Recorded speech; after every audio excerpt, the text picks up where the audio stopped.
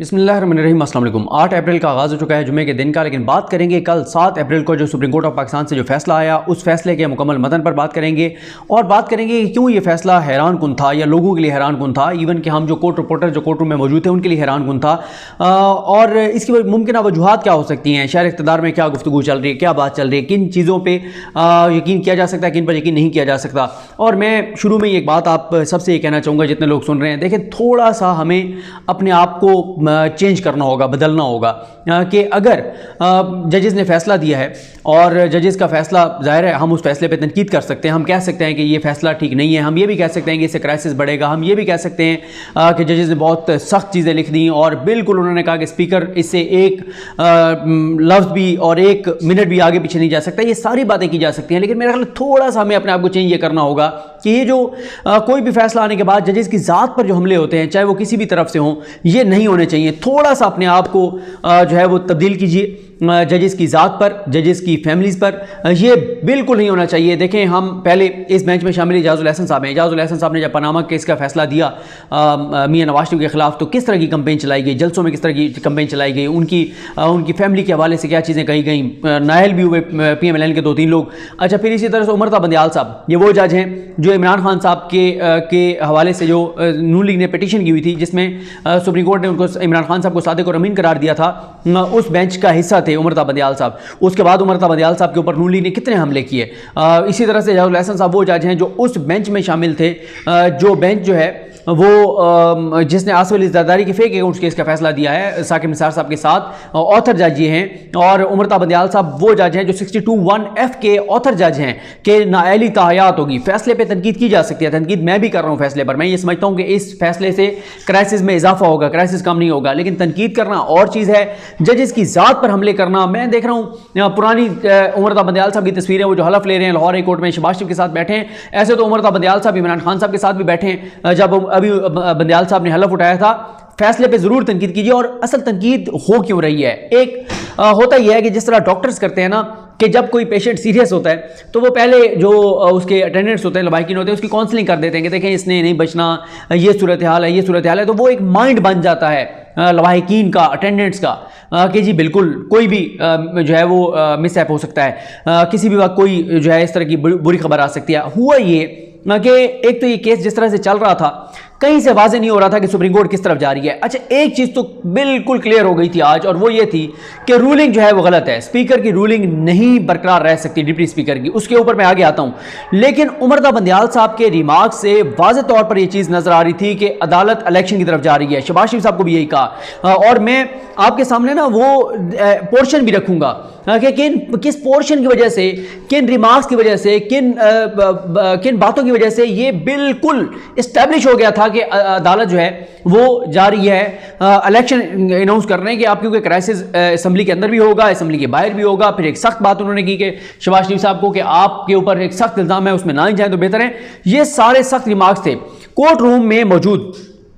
95% लोगों का कंसेंसस था इस बात के ऊपर कि असेंबली तो बहाल नहीं होने जा रही, इलेक्शन नहीं होने जा रहा है, लेकिन रूलिंग उड़ा दी जाएगी। अच्छा, रूलिंग भी कानूनी नुक्ते के ऊपर उड़ा दी जाएगी। उसकी रीज़न ये है कि अगर अदालत इसको हकायक में जाकर उड़ाने की तरफ जा रही थी, कि यानी अदालत ये देख कर के, क्योंकि इसमें इल्ज़ाम है इनके ऊपर कि ये अमरीका की इमा पर लाई गई है, तो अदालत इसको सारा प्रोब करे, देखे। फवाद चौधरी साहब का यही पॉइंट था कि अदालत को देखना चाहिए, अदालत बगैर देखे कैसे ये कह सकती है। लेकिन अटॉर्नी जनरल ने इस बात की दलाइल में वजाहत की और अदालत के सामने रखा कि आप इसको कानूनी और आईनी नुक्ते के ऊपर आप इसको जो है रूलिंग को उड़ाएंगे। यानी आप ये कह सकते हैं कि जिस दिन वोटिंग के लिए ये दिन मुख्तस था, उस दिन रूलिंग नहीं दी जा सकती थी, इसलिए गैर आईनी है। ऐसा नहीं है कि ये जो जिस बुनियाद पर रूलिंग उड़ाई गई है वो बुनियाद गलत है। अगर आपने उसमें जाना है, फिर आप इन कैमरा सेशन करें, फिर हम आपको हकायक दिखाएंगे, चीज़ें दिखाएंगे, ताकि आप उसके मुताबिक फैसला करें।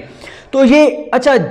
एक और चीज़ मैं आपको बताऊं कि अटॉर्नी जनरल पाकिस्तान खालिद जवेद खान साहब, जिनके बारे में मैं पिछली वीडियो में भी आपको बता चुका हूं कि खालिद जवेद खान साहब जो हैं उन्हें जब ये बात उनके सामने आ गई कि अदालत 69 के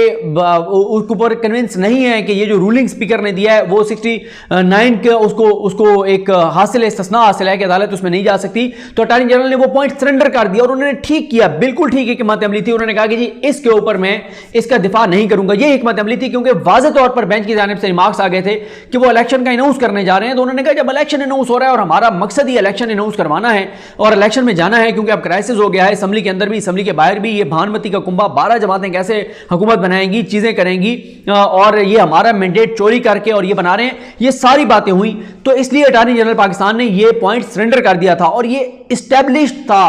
रिमार्क्स के अंदर के अदालत जो है वो अनाउंस करने जा रही है इलेक्शन। अब अचानक क्या हुआ ऐसा, यानी वो भी आप मुझे राइटिंग बैड के ऊपर टाइम लिखा हुआ है कि कितने बजे समाज जो है, कितने बजे फैसला महफूज हुआ। मेरा ख्याल है कोई फैसला तकरीबन महफूज हुआ होगा 4 बजे और 4 साढ़े 4 हुआ होगा और 7:30 बजे फैसला सुनाना था। दरमियान में ऐसा क्या हुआ कि अदालत जो है वो जब आई तो बिल्कुल 180 डिग्री के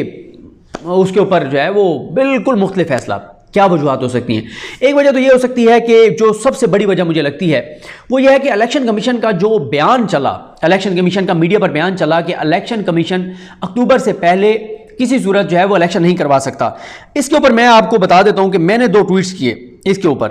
और वो ट्वीट्स क्या थे मैं आपके सामने रखता हूं, बहुत इंटरेस्टिंग है, बहुत इंपॉर्टेंट है। फिर मैं बताता हूं कि मैं ये बात मैं आपको पूरे वसूख से 1000 नहीं 10,000% वसूख के साथ कह सकता हूं कि ये जो जजेस हैं बेंच में शामिल, उमरता बंदियाल साहब हों, इजाजुल एहसन साहब हों, मुनीब अख्तर साहब हों, मियाँ मज़हर आलम मियाँ खेल साहब हों, जमाल खान मंदोखेल साहब हों, अगर कोई ये समझता है कि ये इनको ख़रीदा जा सकता है, पैसे लगाए जा सकते हैं, तो मैं 1% भी इत्तफाक नहीं करता। और आप जानते हैं जब मैं किसी के बारे में इतना वो नहीं होता तो मैं नहीं बात कहता। बहुत सारे लोग मुझे अब ये कह रहे हैं ट्विटर के ऊपर, आप तो बहुत उमरता बंदियाल साहब की तारीफ़ किया करते थे। अब मैं तारीफ़ करूँगा उमरता बंदियाल साहब की, बड़े अच्छी साख के जज हैं, बड़े तहम्मुल से सुनने वाले हैं बात को, बड़ी मामला फ़हम है। लेकिन क्यों उन्होंने ये फ़ैसला किया मैं ज़ाहिर है अंदाज़े लगा सकता हूँ, ख़बर मेरे पास नहीं है। कुछ अरसे बाद कुछ सालों बाद चीज़ें आ जाती हैं सामने के, क्या वजूहत थी, क्या ऐसा मामला था, ये चीज़ें सामने आ जाती हैं, वजूहत सामने आ जाती हैं। अच्छा, इसमें मैं आपको बताता हूं, पहले आप 2 ट्वीट्स देख लें फिर मैं इस पॉइंट के ऊपर मजीद आता हूं। मैंने पहला ट्वीट ये किया कि इलेक्शन ये मैंने किया 7:16 पे, 7:30 सुप्रीम कोर्ट ने फैसला सुनाना था, उससे लेट सुनाया, लेकिन मैंने 7:16 पे ट्वीट किया, इलेक्शन कमीशन के अक्टूबर तक इलेक्शन ना करा सकने के बयान के बाद सुप्रीम कोर्ट को फौरी इलेक्शन के मुमकिन फैसले में तब्दीली करना पड़ सकती है। सुप्रीम कोर्ट को फौरी इलेक्शन के मुमकिन फैसले में तब्दीली करना पड़ सकती है। ये मैंने ट्वीट किया कि इलेक्शन कमीशन जब कह रहा है कि अक्टूबर तक इलेक्शन ही नहीं करवा सकते, तो अब सुप्रीम कोर्ट क्या करे, इमरान खान को कंटिन्यू करवा नहीं सकती, असम्बली को अगर निगरान सेटअप 90 दिन से ऊपर जा नहीं सकता तो क्या करेगी सुप्रीम कोर्ट। उसके बाद मैंने एक और ट्वीट किया, मैंने वो ट्वीट किया, मैंने कहा कि चीफ इलेक्शन कमिश्नर ने, ये मैंने 7:21 पे किया, मैंने कहा चीफ इलेक्शन कमिश्नर ने अक्टूबर तक इलेक्शन ना करा सकने का बयान खुद दिया है या उनसे ये बयान दिलवाया गया है। सारा रोला अक्टूबर का है। अक्टूबर तक शहबाज शरीफ को अचकन पहनाने की सरतोड़ कोशिशें इस वक्त तक जारी हैं। ये 7:21 पे मैं कर रहा हूं। अब मेरा ये अंदाजा है कि जाहिर है कुछ तो शहर इक़्तिदार में ये बातें हैं, क्योंकि ये भी आपको पता है कि पिछले 3 दिनों में भी इस्टेब्लिशमेंट के साथ 1 से ज़्यादा मुलाकातें हुई हैं अपोजिशन की बड़ों की। काशिफ अब्बासी साहब ने, आपको पता ही है, प्रोग्राम में सवाल किया शाहिद खान अब्बासी साहब से कि वो खाना खाने गए थे, आपको नहीं पता। मैंने आपको एक खबर दी कि इस्टेब्लिशमेंट से उनकी मुलाकात, उन्होंने वाज़ेह किया कि अगर सुप्रीम कोर्ट से हमारे हक़ में फैसला ना आया तो हम 90 दिन बाद जो इलेक्शन होंगे उसका बायकॉट करेंगे। करवा लें आप अकेले इमरान खान के इलेक्शन, हम इलेक्शन का बायकॉट करेंगे और उनकी कोई कानूनी और अखलाकी हैसियत नहीं होगी। अच्छा, तीसरी जो मुलाकात है उसकी तस्दीक कर चुके हैं सलीम साफ़ी साहब, जो बहुत करीब है मौलाना फजल रहमान साहब के। उन्होंने कहा कि जी बिल्कुल फ़ौज से मुलाकात हुई, आसिफ अली जरदारी की और मौलाना फजल रहमान की और शहबाज शरीफ की। और मैंने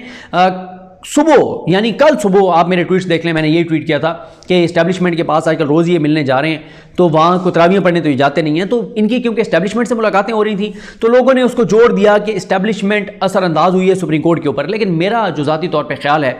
वो ये है, हो सकता है उधर से भी एक मैसेज आया हो कि भाई आप क्या करने जा रहे हैं, आप इलेक्शन अनाउंस करने जा रहे हैं, मुल्क की सूरत हाल आपके सामने है। खुद उमरता बदयाल साहब ये कह चुके थे कि भाई डॉलर 190 पे पहुंच गया है, ओपन मार्केट में 193-94 पे पहुंच गया है, हमारे ज़र मुबादला के ज़खायर की बुरी हालत है, श्रीलंका में जो सूरत हाल हो रही है, हम तो परेशान हैं, हम मुल्क में इस्तेहकाम चाहते हैं। तो हुआ ये होगा, जो मैं अंदाज़ा लगा सकता हूँ कि जब इलेक्शन कमीशन के किसी चीज को आप नेक नियति नहीं समझ सकते। इलेक्शन कमीशन का कंडक्ट बताता है कि वो किसी न किसी के इशारों पर अपोजिशन को फायदा पहुंचाने के लिए ही उसका हर एक्ट होता है। अब सुप्रीम कोर्ट अगर फॉरेन इलेक्शन का फैसला करने जा रही थी तो उसमें इलेक्शन कमीशन ने कह दिया हम तो अक्टूबर तक जो है वो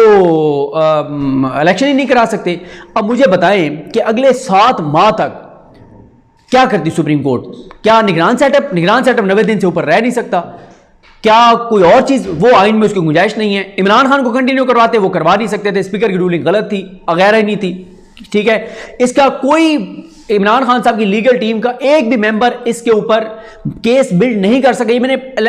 ये आज सुबह भी मैंने फैसला महफूज होने से पहले तक मैंने आपको ट्वीट करके बताया था, इवन के नहीं बुखारी साहब को बहुत बड़ा केस नहीं डेवलप कर सके थे, इसलिए ये तो नहीं काम चलने वाला था। अब शायद अदालत को ये मैसेज भी कन्वे किया गया हो सकता है, क्योंकि ये बहुत ज़्यादा शहर इक़्तिदार में बातें हो रही हैं, और ना भी किया गया हो तो अदालत ने खुद भी सोचा होगा कि भाई 7 माह तक अगर यही सूरत हाल रही, ये क्राइसिस रहा, तो ये तो अदालत के ऊपर सारा कुछ आएगा कि सुप्रीम कोर्ट के फैसले की वजह से 7 माह में जितना यहां पर मुईशत की तबाही होगी, बर्बादी होगी, इल्ज़ाम सुप्रीम कोर्ट पर जाएगा, जजेस पर जाएगा। अब सुप्रीम कोर्ट ने फैसला दे दिया है, अब सुप्रीम कोर्ट, अब भी मैं ये समझता हूं कि जितना आईनी बहरान पैदा होगा उसमें भी सुप्रीम कोर्ट के ऊपर इल्जाम जाएगा, लेकिन सुप्रीम कोर्ट के लिए ये फिर भी उनका कोई फैसला जाहिर है उन्होंने किसी बुनियाद पे किया है। लेकिन पहले वो 184(3) में जो अवामी मफाद के ऊपर कह रहे थे कि अवामी मफाद के ऊपर हम इलेक्शन की तरफ जाने का देख रहे हैं, कोई गुंजाइश निकाल रहे हैं चीजें, अगर वो उस वक्त ये करते और इलेक्शन कमीशन कहता है कि हम फौरी इलेक्शन कराने को तैयार हैं तो बिल्कुल ठीक था। लेकिन जब इलेक्शन कमीशन ने कह दिया कि अक्टूबर तक नहीं करा सकते तो सुप्रीम कोर्ट इतना बड़ा बोझ नहीं उठा सकती थी। और ये भी आपको बता दूं कि सुप्रीम कोर्ट अभी तक ये कंफर्म नहीं है, अगर सुप्रीम कोर्ट आईनी और कानूनी नुक्ते के ऊपर जो कि उन्होंने इशारा दिया कि इस रूलिंग को उड़ाएंगे तो बिल्कुल ठीक है, लेकिन अगर सुप्रीम कोर्ट ये कहती है कि हमने देखा है कोई अमरीकी साजिश नहीं है, कोई बैरूनी कुव्वत नहीं है, फिर ये ज़ाहिर है ज्यादती होगी और इसके ऊपर हम तनकीद भी करेंगे। लेकिन अभी तक ऐसा तासुर नहीं है कि सुप्रीम कोर्ट ये करने जा रही हो कि सुप्रीम कोर्ट ये लिख दे कि इनके पीछे कोई अमरीका नहीं है। तो बात यह है कि जब इलेक्शन कमीशन ने यह कह दिया कि हम इलेक्शन करा ही नहीं सकते, हम तैयार ही नहीं है, तो सुप्रीम कोर्ट क्या करती? और चीफ इलेक्शन कमिश्नर ने भरी अदालत में यह बयान दिया है, पूरी अदालत ने यह सुना है। अब सुप्रीम कोर्ट ने क्यों इतना सख्त लिख दिया कि परसों हर सूरत में आप इसके ऊपर वोटिंग कराए आगे ना जाएं? क्योंकि सुप्रीम कोर्ट ये देख रही है कि एक एक दिन गुजरता हुआ जो है, एक एक लम्हा जो गुजरता हुआ है, उसके साथ क्राइसिस बढ़ता चला जा रहा है। अब आ जाए, मैं दोबारा अपनी बात कर दूं कि इस क्राइसिस में इजाफा होने जा रहा है, यह क्राइसिस कम नहीं होगा और नुकसान मुल्क की मईशत को होगा, मुल्क को होगा। और आप जाहिर है उसमें सुप्रीम कोर्ट को इस तरह से भी नुकसान, तो इस तरह से भी सुप्रीम कोर्ट को होगा। लेकिन मैंने आपको कह दिया और रिक्वेस्ट भी कर रहा हूं कि जजेस की ज़ात के ऊपर कोई आप तनकीद ना करें, हमले ना करें। अब आ जाए, इमरान खान साहब ने पहली मीटिंग में इस फैसले पर क्या कहा। इमरान खान साहब वैसे तो आपको पता है उनको कोई वो नहीं है, उनके सामने है सारा कुछ जो उनके खिलाफ हो रहा है, बैरूनी कुव्वत, अंदर से जो चीज़ें हो रही हैं उनके सामने है सब चीज़ें, उनसे बाखबर कौन हो सकता है। उन्होंने बहरहाल बहुत अफसरदगी का इजहार किया। उन्होंने कहा कि मैं बिल्कुल एक्सपेक्ट नहीं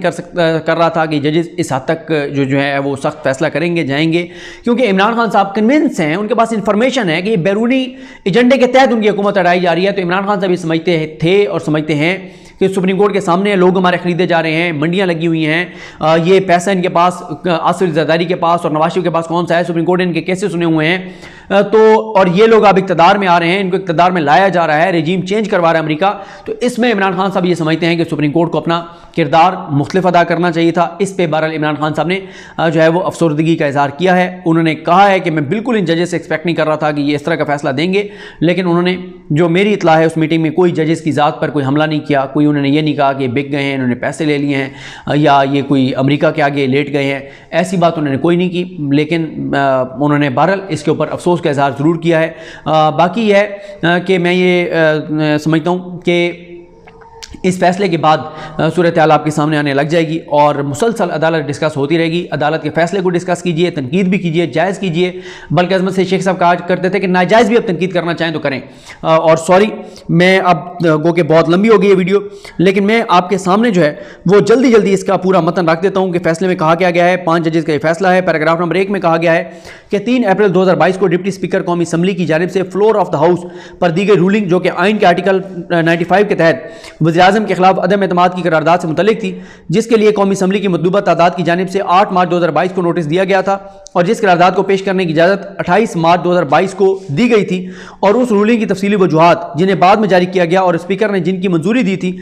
इसको आइन और कानून के मुतज़ाद करार दिया जाता है और उनकी कोई कानूनी उसका कोई असर नहीं होगा और उन्हें कलअदम करार दिया जाता है। ऑर्डर के दूसरे पैरे में कहा गया है कि मज़कूरा बाला के नतीजे में यह करार दिया जाता है कि वज़ीर-ए-आज़म के खिलाफ अदम एतमाद के वोट की करारदाद ज़ेरे इल्तवा यानी पेंडिंग है और ये तमाम वक्त मौजूद थी और ये अब भी मौजूद है और पेंडिंग है। ऑर्डर के पैराग्राफ नंबर 3 में लिखा गया है कि मज़कूरा बाला के नतीजे में यह करार दिया जाता है कि इस तमाम वक्त में वज़ीर-ए-आज़म आइन के आर्टिकल 58 की शिक 1 की वजाहत की जो 58 है उसके जो उनके पर पाबंदी थी कि वो जब तक उनके खिलाफ तहरीक अदम एतमाद थी तो वो असम्बली जो है वो तहलील नहीं कर सकते थे और ना ही वो सदर को कह सकते थे कि वो असम्बली तहरीर करें। ऑर्डर के पैराग्राफ नंबर 4 में कहा गया है कि मज़कूरा बाला के नतीजे में यह करार दिया जाता है कि वज़ीर-ए-आज़म की जानिब से 3 अप्रैल 2022 को कौमी असम्बली तहलील करने के सदर को दी गई एडवाइस आइन के मुतज़ाद थी और इसका कोई कानूनी असर नहीं है। ऑर्डर के 5वें पैराग्राफ में कहा गया है कि 3 अप्रैल 2022 को सदर की जानिब से कौमी असम्बली को तहलील करने का ऑर्डर आइन के खिलाफ था और इसका कोई कानूनी असर नहीं और इसे कलअदम करार दिया जाता है। मजीद यह भी करार दिया जाता है कि कौमी असम्बली हर वक्त अपना वजूद रखती थी और अब भी ऐसा ही है। पैराग्राफ नंबर 6 में कहा गया है कि सदर के ऑर्डर्स की वजह से या उसको असर देने के लिए शुरू किए गए या उठाए गए तमाम इक़दामात और कार्रवाइयाँ जिसमें जो कौमी असम्बली के इंतखाबात के लिए थी बशमूल निगरान वज़ीर-ए-आज़म और काबीना की तैनाती का कोई कानूनी असर नहीं है और इन्हें मनसूख किया जाता है। यानी रूलिंग उड़ गई, वज़ीर-ए-आज़म असम्बली नहीं तहलील कर सकते थे, असम्बली बहाल हो गई, वज़ीर-ए-आज़म जो है वो उसके बाद उन्होंने असम्बली तहलील करने के बाद सदर ने जो निगरान हुकूमत के लिए इक़दाम शुरू कर दिए वो सारे भी कलअदम हो गए। पैराग्राफ नंबर 8 में कहा गया है कि जो कौमी असम्बली का सेशन है वो अभी तक यानी कौमी असम्बली हर वक्त सेशन में थी और अब भी है, जैसा कि स्पीकर ने कौमी असम्बली के मतलूबा मेंबरान की जानिब से 8 मार्च 2022 को आइन के आर्टिकल 54 की शिक्की 3 के तहत पेश करदा रेक्विजिशन पर 20 मार्च 2022 को और 25 मार्च 2022 के लिए असम्बली इजलास बुलाया था। असम्बली को तहलील करने से कबल इसके इजलास के किसी भी इल्तवा को बगैर कानूनी असर के करार दिया जाता है और इसे कलअदम करार दिया जाता है। पैराग्राफ नंबर 9 में कहा गया कि स्पीकर पर यह फरीजा है कि मौजूदा सेशन में कौमी असम्बली का इजलास बुलाए और इन्हें ऐसा फौरी करना चाहिए और किसी भी सूरत में इसमें 9 अप्रैल 2022 बरोज हफ्ता दिन 10:30 बजे से ज़्यादा ताखीर नहीं होनी चाहिए ताकि 3 अप्रैल 2022 के लिए जारी करदा ऑर्डर ऑफ द डे के तहत ईवान के बिजनेस का इनेकाद हो सके इन शराइत के मुताबिक जिन्हें बयान किया जा चुका है और जो आइन के आर्टिकल 95 जिसे कौमी असम्बली रूल 2007 के रूल 37 के साथ मिलाकर पढ़ा जाए उसके तहत जरूरी है। 10वें पैराग्राफ में कहा गया कि स्पीकर आइन के आर्टिकल 53 की शिक 3 के तहत अपने इख्तियारात का इस्तेमाल करते हुए कौमी असम्बली के इजलास को मुलतवी नहीं करेंगे और इजलास को खत्म नहीं करेंगे सिवाय दर्ज झैल सूरतों के। अगर अदम एतमाद की करारदाद मतलूबा अक्सरियत से मंजूर नहीं होती यानी अदम एतमाद की करारदाद को शिकस्त हो जाती है तो फिर उसके बाद किसी भी वक्त स्पीकर इजलास को खत्म कर सकते हैं। नंबर 2, अगर अदम एतमाद की करारदाद मतलूबा अक्सरियत से मंजूर हो जाती है तो फिर जब आइन के आर्टिकल 91 जिसे कौमी असम्बली रूल 2007 के रूल 32 के साथ मिलाकर पढ़ा जाए उसके तहत वज़ीर-ए-आज़म मुंतखब हो जाए और अपना ओहदा संभाल ले तो उसके बाद किसी भी वक्त स्पीकर इजलास खत्म कर सकते हैं। यानी अदम एतमाद अगर नाकाम होती है खत्म कर सकते हैं, कामयाब होती है तो उसके बाद नए वज़ीर-ए-आज़म के इंतखाब मुंतखब होने के बाद वो असम्बली के इजलास मुलतवी कर सकते हैं। ऑर्डर के पैराग्राफ नंबर 11 में कहा गया कि अगर अदम एतमाद की करारदाद मतलूबा अक्सरियत से मंजूर हो जाती है तो फिर कौमी असम्बली को अपने मौजूदा सेशन में फौरी तौर पर आइन के आर्टिकल 91 जिसे कौमी असम्बली रूल 2007 के रूल 37 के साथ पढ़ा जाएगा उस सिलसिले में तमाम दीगर शिकों और इख्तियारात के तहत वज़ीर-ए-आज़म को मुंतखब करने के लिए कार्रवाई करना होगी और ये असम्बली कार्रवाई करेगी और स्पीकर और तमाम दीगर अफराद बशमूल वफाकी हुकूमत पर यह फरीजा है कि वो ये यकीनी बनाएं कि यहाँ दिए गए अहकामात और हिदायत पर तेजी से अमल दरामद हो और उन्हें असर दिया जाए। पैराग्राफ नंबर 12 में कहा गया है कि वो जो अटॉर्नी जनरल की वो सारी बातें हैं कि वोटिंग के दिन किसी को नहीं रोका जाएगा वो सारी बातें हैं और लेकिन ये लिखा गया कि ताम ये वजाहत की जाती है कि शॉर्ट ऑर्डर में मौजूद कोई भी चीज़ कौमी असम्बली के किसी भी रुकन के हवाले से आइन के आर्टिकल 63A वो जो डिफेक्शन वाला है और उसके नताइज के अमल पर असरअंदाज नहीं होगी। अगर वो रुकन अदम एतमाद की करारदाद पर वोट डालता है या उसके बाद वज़ीर-ए-आज़म के इंतखाब की सूरत पैदा हो जाए तो उसमें वोट डालता है और वो ऐसा इस तरह से करता है कि उसका इक़दाम आर्टिकल 63A के मानी में उसकी सियासी जमात से डिफेक्शन के मुतरादिफ हो, यानी इसके ऊपर नहीं रोका, जो भी कार्रवाई बनती है वो की जाएगी। और पैराग्राफ नंबर 13 में और आखिरी पैराग्राफ में कहा गया कि मौजूदा केस में इस अदालत का 3 अप्रैल 2022 का इस हद तक ऑर्डर कि वज़ीर-ए-आज़म या सदर का कोई भी ऑर्डर इस अदालत के हुक्मनामे से मशरूत होगा, फ़ाल रहेगा और मौजूद रहेगा और इसमें ये तोसीह की जाती है कि ये स्पीकर पर भी लागू होगा और तब तक लागू होगा जब तक मज़कूरा बाला इक़दाम को मुकम्मल नहीं कर लिया जाता। ये है, इसके ऊपर बहुत तनकीद हो सकती है। सुप्रीम कोर्ट वो जैसे हबीब अकरम साहब का था कि सुप्रीम कोर्ट ने कौमी असम्बली का इजलास बुला लिया, सुप्रीम कोर्ट दायर इख्तियार में इस तरह मुदाखलत नहीं कर सकती थी, लेकिन एक इस तरह का क्राइसिस है जिसमें सुप्रीम कोर्ट का ये फैसला आया है, इस पर तनकीद की जा सकती है, तनकीद कर रहे हैं, तनकीद करेंगे। मुझे अपनी दुआ में याद रखें। अल्लाह करीम हम सब काम में नासरो। अल्लाह हाफ़िज़।